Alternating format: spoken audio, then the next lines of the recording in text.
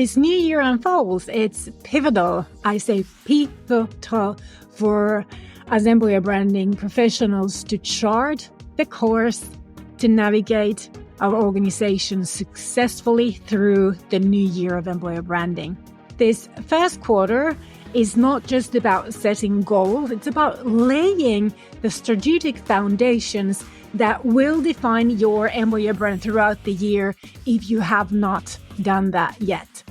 It's about making sure that you know the expected goals for this year, because that will help you organize your available resources in the most optimal way.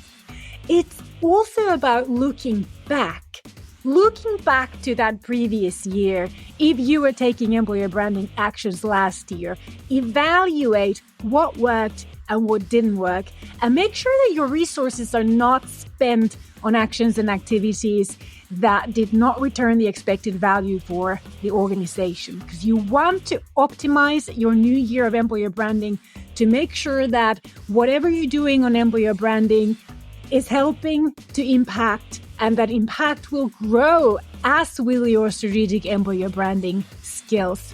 Now, this episode of Building the Modern Employer Brand podcast is designed to help you, the dedicated employer branding professional, to get organized and ready for another successful year in employer branding. And if you are new to this podcast, my friend, welcome here.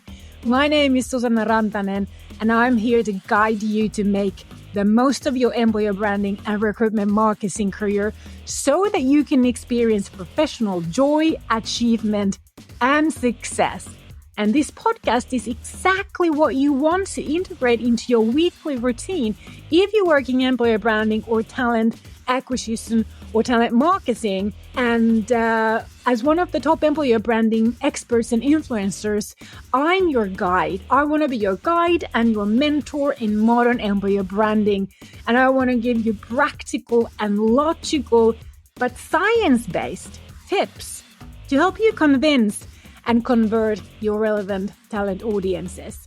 I like to talk about strategies and tactics and data and copywriting secrets and content creation, analytics, obviously, social media changes, and my professional pride and joy, the magnetic employer branding method that this entire podcast is based on.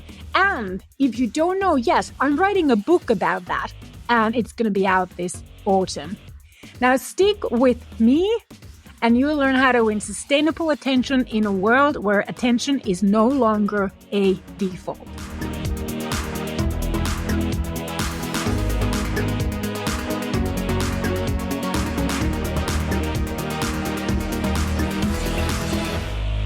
So let's get on with this week's episode, shall we? So how we want to start this year is with strategic planning and goal setting for employer branding, if you have not done that yet. I suggest and recommend wholeheartedly that you begin with reflecting on the past year's employer branding journey if you were employer branding last year.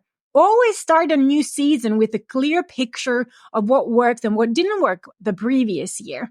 And this is important because you want to make sure that you have a plan to overcome any of those struggles that you experienced last year, but also that you actually keep doing what really worked last year. Because there's no reason to fix something that ain't broken, right?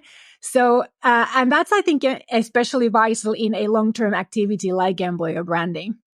Another really important element of evaluating the previous year is celebrating your achievements and learning from the challenges. What made you uneasy with employer branding last year? And here I'm talking about yourself. Did you discover any weaknesses or any areas of growth and development, any skills that you don't have that you feel that now you have to start developing? Jot down a list for yourself. I mean, that's what I do every year, because when you do branding with marketing and communications and you use content and social media, especially social media, it keeps changing all the time. And it requires us to kind of adapt to these new needs in terms of the skills and capabilities that we have. And, that includes and involves learning new skills and learning learning to overcome your weaknesses, I was just actually editing a short video in which I talk about learning and how I keep myself up to date on what's going on and sort of the top notch in my profession. And in that video, I talk about how I used to hate doing videos because it made me very uneasy to perform in front of the camera. And I didn't know how to edit videos or anything like that. But I just decided that I'm going to start doing it because videos work so much better on social media. And today, after like a year or 2 years even, I'm doing videos as much as I can. And, I'm not saying that I'm the best video maker or the best video editor even yet. And I've got lots to learn, but I no longer fear this activity of creating videos. Now it's just for me to become tactically better with what I do. So my question for you is there a way to invest some of your time and budget into, for example, improving any skills that you don't have yet so that you don't have to experience the same struggles or challenges that you did last year? Now, I want you to envision what success looks like for your employer brand over the next 12 months. Well, I mean, we're mid-February now, so let's say over the next 10 and a half months. Ensure that whatever means success to you in employer branding by the end of the year, that those goals align with your organization's business goals for this year as well. Because after all, for you to get sufficient resources for employer branding also next year, it requires you to to be honest, it requires you to prove that whatever you're doing with employer brand is actually supporting the business management in reaching their goals. Because if you don't have sufficient resources next year for growing your employer branding impact and growing your impact as an employer branding professional, you will lose out on this joy of witnessing progress, being able to follow just how employer branding impacts talent attraction and talent retention related goals, and being able to enjoy the authentic feedback from management, realizing that there's actually something worthwhile in employer branding, not just for you or for HR, but for the management to help them make decisions about the business. So if you don't have sufficient funds to do that, to help them, then you're losing your case. And if they've been investing in employer branding for a year, another year, a third year, and still they don't see any real impact, your employer branding budget is not going to increase. It's not likely to even stay the same. It's going to decrease, and you don't want that. So I've said this a zillion times, what you need is a strategic plan. And there is no need for you to be scared of the word strategy, because strategy is literally just an outline of focus areas and key decisions that are made together with your key stakeholders so that all of you know exactly what you're meant to focus on and do during this new season of employer branding. The wonderful thing about an employer branding strategy is that when it's done well, it serves your purpose throughout multiple seasons, guiding you to make seasonal employer branding plans based on it. And this season, you will set your focus on such and such. And the next season, your focus is on this and that. And then the third season, the focus will be on such and such. All coming from the strategy, but split into more manageable chunks. And if you like, giving you a plan on how to get from A to B this season, then from B to C the following season, and finally from C to D the year after that. This is how management works as well. And when you can show them a plan that is recognizable for them, matching how their minds work, it's easier for them to see why you need the budget, what the budget will be used for. And when your plan for the new season is updated, you go to the person who decides on the investments to get the budget for your plan. Next, with a fresh budget at your disposal, it's crucial for you to prioritize initiatives that will deliver the most impact. This means allocating resources financially and regarding your team's time and expertise. Do you have all the skills and the expertise that you need in-house, or do you need to allocate some of your budget for acquiring those skills and expertise from outside? Invest in tools and platforms that elevate your employer branding efforts, make your work more efficient, and help you get either more done with the same time investment or save up some of your time that you need elsewhere this season. Some examples of platforms to invest in are tools such as social media analytics, for which I recommend a app or a tool called Metricool. As this is a social media app that automatically reads the analytics from or the data from all of your social media sources and gives you really nice graphs for you to stay on top of the progress of the behavior. Then a social media marketing app to schedule and share your content at the best times for your target audience.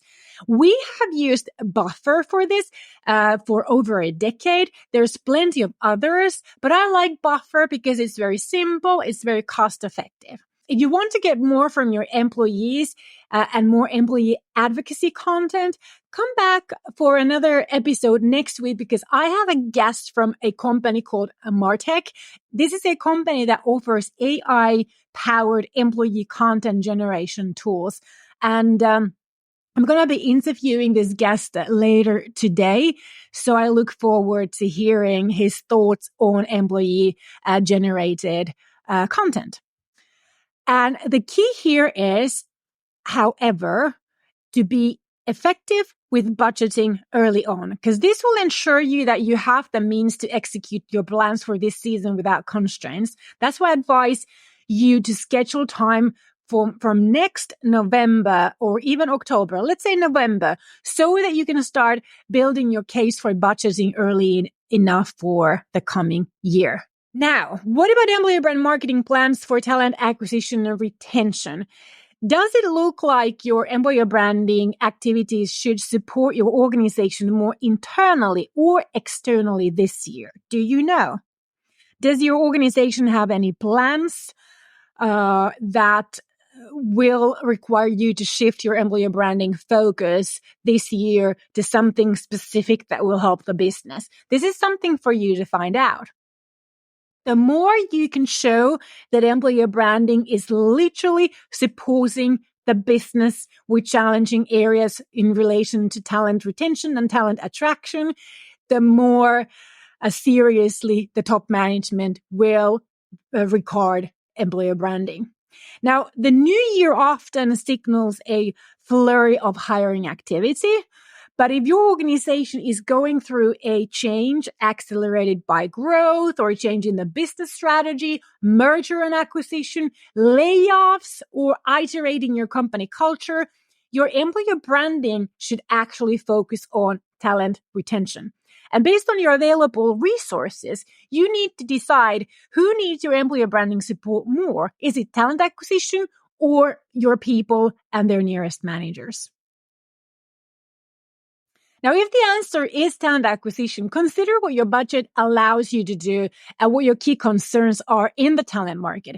Does your organization lack general employer brand awareness and recognition, or are your weaknesses only in specific talent segments requiring more employer brand awareness this season?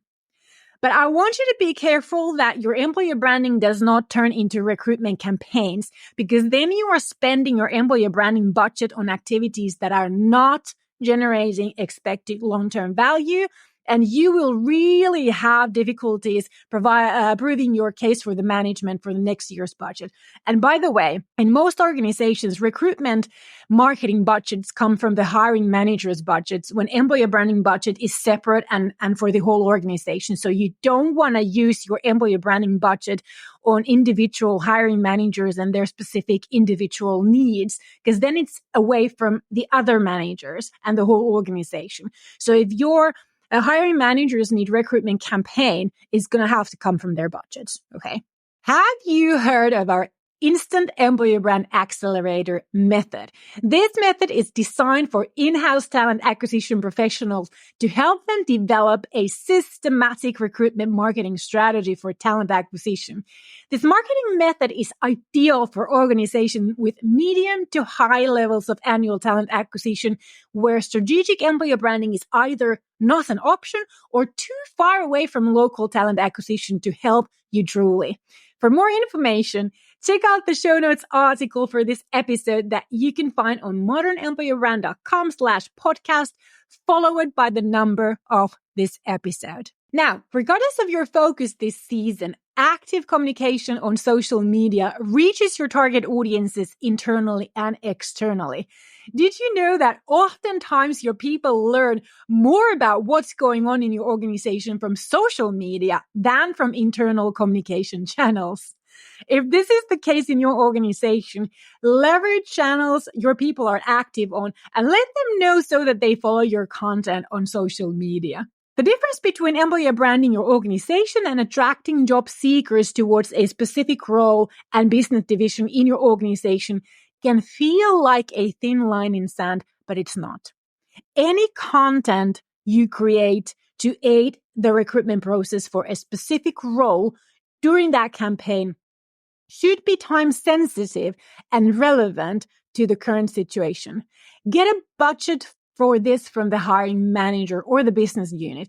Don't spend your employer branding budget on marketing needs that only serve very limited people and for a very limited time frame. Unless it's the Instant Employer Brand Accelerator method, because that is designed to help the business beyond one role and one time. Then your employer branding content. It must be evergreen in nature so that it serves its purpose at least for the next couple of years. This is the best use of your employer branding budget. Are you auditing your employer brand and talent market positioning? For some odd reason, employer branding people ignore the talent market and the competition when it comes to making employer branding plans. Auditing the state of your employer brand and your position as an employer, either in your own industry, your talent niche, or your local talent market is pretty darn important. Avoid working with your eyes blindfolded at all costs. Reserve time aside annually to conduct a thorough employer brand audit. With thorough, I mean thorough in your availability. Understand your current market position and that of your key competitors for the same talent is really, really eye-opening. Be careful, though, not to confuse the competition for your company's products and services as your key competitors for the same talent, because while sometimes there are overlaps, but oftentimes these are not the same. So until you study and confirm who your key competition is, do not make assumptions that can actually be hurtful for your employer branding plans. Auditing your talent market for your employer brand strategy involves gathering insights into how employees and potential candidates perceive your brand internally and externally. And I think that the easiest way is to ask your employees in different professional groups to make a list of what they think are the top 5 most interesting employers to watch right now. Then identify your key competitors in the order of importance based on how many so-called votes your people gave them. After that, evaluate how they present themselves online, their career sites, assess the visual and the written key messages, because those can tell you a lot, and make notes so that you're not forgetting anything. Assess also recruitment pages and key recruitment messages. How do they describe themselves? What kind of terminology do they use? Do they have any sort of taglines or slogans that they keep repeating? Can they actually prove the aim of those taglines and slogans? Does their other content make it look like that there's evidence behind those slogans, or are they just catchy slogans without any further point. Also, look at their social media presence, activity, the regularity of activity, number of followers, reach, and things like that. You want to identify gaps and opportunities in your brand perception because that allows you to craft more targeted, more effective messaging and position for your employer brand as a clearly different kind of option than what your key competitors are. And in those countries, which I believe are many, where you have access to the Universum's annual, the most preferred employers list, and studies, I can really strongly recommend that from my heart. Their insight is really high quality, very expansive, and top notch, especially when you subscribe to it. Now, then we're going to talk about content strategy. Now, let me tell you, content is the lifeblood of employer branding because a good employer brand content strategy will give you what you need to remind your audiences about your existence regularly. And a well thought out content strategy like what our magnetic employer branding method provides you is a really valuable asset and very much worth investing in. Not only does it give you a plan for the entire year based on your focus areas, but it also helps your content and posts stay within your plan. Keep repeating those strategic employer brand key messages that are incremental in building an employer brand that sets you apart from your competition. A solid employer brand content plan is literally the only way that you can help avoid making those probable mistakes in employer brand marketing, such as have big breaks between posting because you don't know what to post, you don't have time to ideate, or then you end up posting all sorts of random content that makes absolutely no sense to your target audience and doesn't invite them on this employer branding journey with you. And that doesn't help you to grow your employer brand awareness. You need to have a plan for building this clear understanding of why your target audience needs to consider you as a preferred place to work. And without such a plan, I don't see how you will succeed in employer branding. I've tried going without a content plan for some time, and I spend a lot of time wondering and baffling and trying to get some content up, and that content didn't have any impact whatsoever. So it was a total failure. I spent a lot of time anyhow. And I do this for a living. So I can tell from my experience that everyone needs a plan to stick with for systematic employer branding, creating those routines that creates that employer brand. And without it, you may be posting a lot, but you won't have the consistency of the message and you are unlikely to post often enough for it to matter in the big picture. Now, you want to plan your content calendar that highlights your company culture and values, showcases real employee stories and experiences with that why as your key message. This approach helps you humanize your employer brand and make it more relatable to your existing and future employees. I want to drop this out as a reminder. The magnetic employer branding method is designed to provide this for you. So contact me if you want to have it, if you want to start building your modern employer brand with this method. If you have any questions and wonder if this might fit your needs and budget, low barrier, just give me a shout. Let's talk or message. Okay, question. What about AI in employer branding? I spoke about AI very recently. This was in episode 167, and I have also blogged about it. Now, if you go to modernemployerbrand.com/podcast 167, you'll find the links and my thoughts there. AI in employer branding and content creation. Now, this is an interesting topic and an option. I use AI a lot, but mostly for content ideation and drafting, because it has this certain flavor that can be recognized. And I came across a study, which I will talk about on that recent AI episode number 167, that literally kind of proved my feelings. The audience does not trust AI-generated content unless you edit it.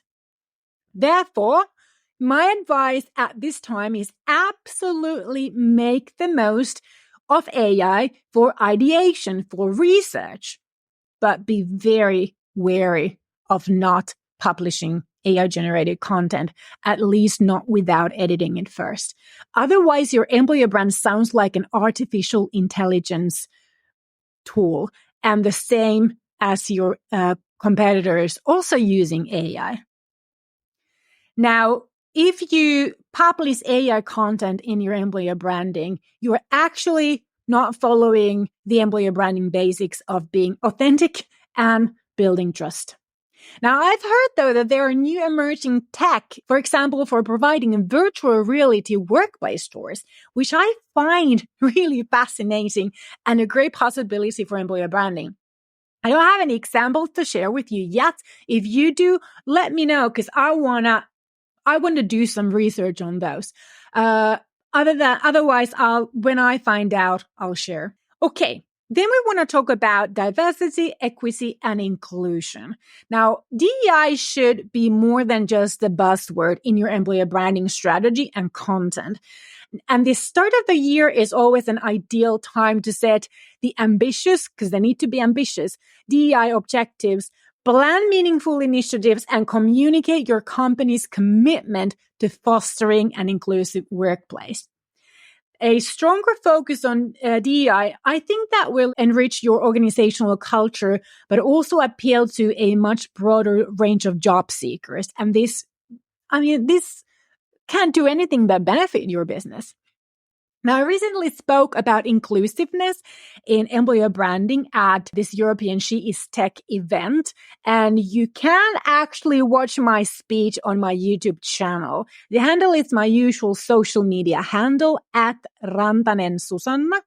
And if you cannot find this speech, again, the direct link is on the show notes article for this episode at modernemployerbrand.com/podcast 173. Not long ago, I also had my former client turned friend as a guest on this podcast to talk about DEI. Now, she was the first full-time DEI manager appointed in Finland. So this episode is number 169. And I have to say that as a white middle-class female, she gives really great insight and a very good inspiration for all of us about learning and working in DEI from this perspective. It can be very difficult to relate to minority challenges in the work life if you are not representing any of the minority. Obviously, she represents being a woman in business, but other than that. And even for us here in the Nordic countries, we are more fortunate in this area also as women than most other women in the world, except maybe New Zealand. So strong recommendation to listening to that episode 169. It's a long episode, so you might want to go for a walk to listen to it. Okay, my beloved listener. As we have now stepped into this new season, the landscape of employer branding continues to offer us both challenges and opportunities. I'm sure of that. We haven't really been short of those in the past years either. When you focus on these key areas at the start of a new season like this one, you can ensure that your employer branding plans for this coming season continue or become more robust, more responsive, and resonant with the values of today's workforce, because those values have changed as well. Because you have to remember that the work you do now, it lays the groundwork for a year of success, growth, innovation in attracting and retaining the best talent for your organization. Can I ask you a favor? As you know, I am writing a book on the magnetic employer branding method, which is what this entire podcast is based on. My book is planned to be out after summer. I don't have a date yet, but that's the plan. And I have this hugely ambitious goal that I'm almost humiliated to share with you, because I have to admit that it's based on rather egotistical need and is in quite contrast with my mostly humble nature. I want to make the New York Times bestsellers list. Yesterday, I asked my friend Susie, who has made the list, I think, several times, maybe 3 times, what is the secret? And she told me that there's no formula, but she said this. First of all, the book has to have really great content. Well, that one, I will promise you. This one will. Then you have to have tons of followers beforehand. And this is where I need your help. Because as someone from this end of the earth, Finland, we're only about 5.5 million inhabitants in the entire country. And not everyone is into employer branding, which I know is kind of weird, isn't it? So my current following is, I would say, equal to the size of the country and the niche, my professional niche of employer branding. So it's small. I need more internal followers who are into employer branding, as this is what I post about, what I share about. This is what I like to educate about and inspire about. So if you can follow me on Instagram, LinkedIn, at least Instagram and LinkedIn, and then if possible, YouTube and TikTok, and help me grow more awareness of this podcast to your peers and your networks by commenting any content from this podcast, from episodes on this podcast on social media, sharing episodes that you like, recommending this podcast. I would be so grateful to you. I'm asking to share this podcast because this way I can provide the new followers with instant value added. So I think that would be a really worthy exchange. Now, you can find me at Rantanen Susanna everywhere else except on LinkedIn, where I go by Susanna Rantanen. I'll put the links on the show notes. And third, what Susie told me was like, some unexpected lucky break is required, like Oprah endorses the book. Well, Oprah, are you there? Are you listening to my podcast? I doubt that she is. So we need some other kind of lucky break. My friend, I need you now more than ever. Please, can you help me out and make this our mutual shared goal? When we get there, I promise I will have some kind of a special virtual celebration and invite you in it for sure. Now, share this podcast, your favorite episodes, talk about this podcast, recommend people to follow me and take up on this podcast. Subscribe, leave a review, share this episode with a friend or a colleague. Make sure you follow me online and recommend my podcast to your colleagues and friends too. But most importantly, you come back next week for another episode on building the modern employer brand. It has been a pleasure. Moi moi.